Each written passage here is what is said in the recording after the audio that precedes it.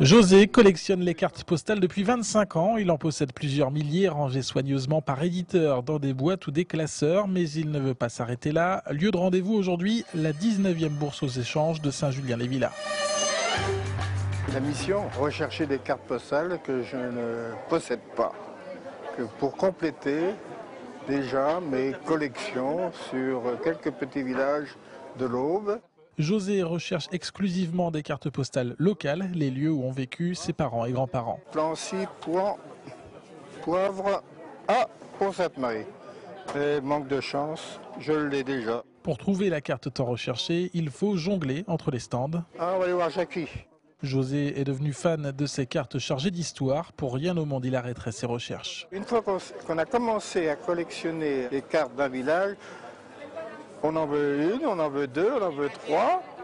Et ensuite, on cherche à trouver toutes les cartes qui ont été éditées, par exemple, sur un village.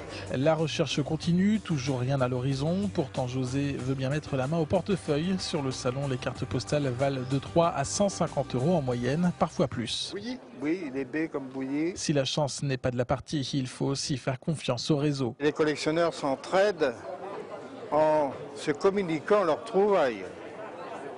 Mais pas en les donnant, hein, bien sûr, mais en les communiquant, en disant « Tiens, t'as vu, tiens, j'ai trouvé ceci ». Après une demi-heure de recherche dans les allées du salon, José a trouvé son bonheur, une carte de Pont-Sainte-Marie. Je crois bien que celle-ci, je ne l'ai pas.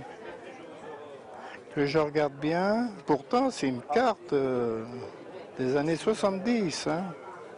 60 plutôt. Elles deviennent de plus en plus rares, celles-ci. Autre trouvaille, une carte assez rare de Clairet, montant total de la facture 35 €. On va lui demander, hein, s'il veut bien nous les vendre. Oh, bah, ça m'étonnerait. Hein. L'affaire est vite conclue, pas de négociation possible, mais finalement peu importe. Il ne faut pas être trop gourmand, il suffit d'en trouver une paire et on est content. Il ne reste plus qu'à installer les deux cartes fraîchement acquises dans les classeurs, mission accomplie.